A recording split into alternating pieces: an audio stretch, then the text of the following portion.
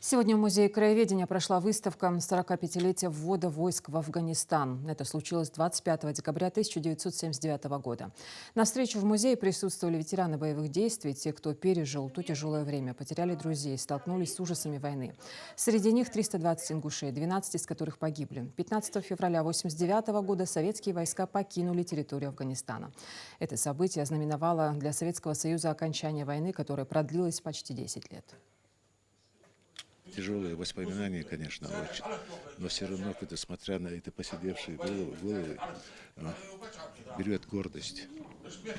Берет гордость, что ребята, которые были да, по 18 лет, сегодня самому младшему по 60 лет, если сделать сравнение, то таким же молодые сегодня, такие же задорные.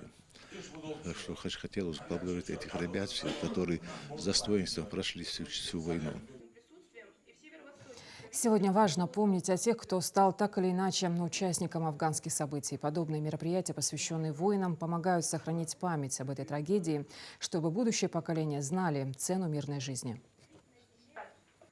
Наши войска находились там и навели конституционный порядок.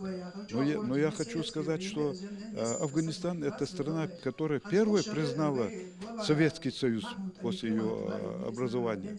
И поэтому их